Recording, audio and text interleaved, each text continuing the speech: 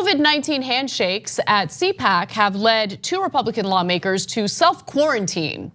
So yes. I guess there are sometimes some silver linings to negative news stories. We have Senator Ted Cruz, who has decided to self-quarantine.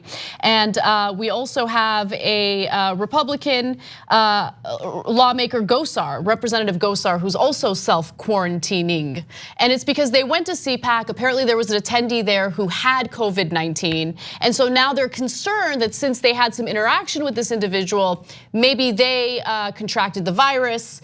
And it takes a while for the symptoms to really show up. They don't feel sick yet, but they're just kind of staying away from people until they're in the clear and there's indication that they actually do not have the virus. Look, I don't want anybody getting sick, and I'm sorry to hear that.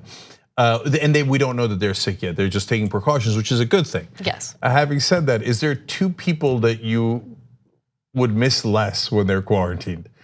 If you don't remember, Paul Gosar is the guy whose siblings did the ad against him saying, whatever you do, do not elect our brother. Oh my gosh, yes. He's lost his freaking mind. So he's already been quarantined from his family. So it's not like people are like beating down his door, like, Paul, we really want to see you. He's like, no, sorry, I'm in a quarantine.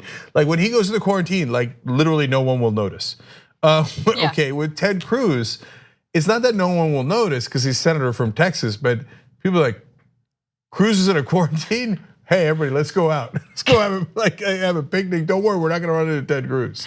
So Ted Cruz released a statement saying, given that the interaction was 10 days ago, that the average incubation period is 5 to 6 days, that the interaction was less than a minute, and that I have no current symptoms. The medical authorities have advised me that the odds of transmission from the other individual to me were extremely low. Nevertheless, out of an abundance of caution and because of how frequently I interact with my constituents, slash donors. God, he's unbearable. As part of my job and to give everyone peace of mind, I have decided to remain at my home in Texas this week until a full 14 days have passed since the CPAC interaction.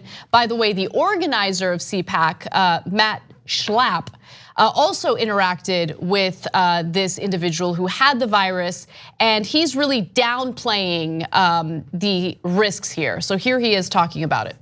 Matt, to be clear, you didn't have physical contact with the patient. You spoke with the patient on the phone. I had incidental. I did, Jedediah. I had incidental contact with him very briefly. Oh, you did? We had these hand sanitizer stations everywhere. My wife was squirting Purell in my hands at every moment. We were all washing. I would say this: he didn't spend a lot of time going all over the conference. He stayed more in a small area. But I want to reiterate: nobody who was at the conference should panic about what happened. We're going to take all the necessary steps. I'm going to be in contact with my doctor today. I'm talking to my doctor. I talked to my mom last night who was at the conference, who's 80 years old.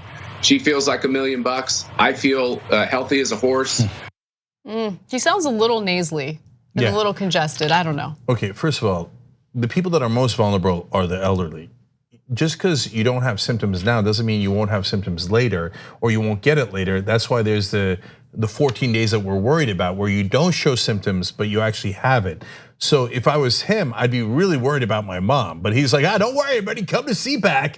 I mean, we don't believe in science, but all of a sudden disease is starting to spread at our convention, even though the scientists warned us and we didn't listen to them. I don't know how that happened, but don't worry about it, come next year. We're still banning scientists though, don't worry. No scientists allowed.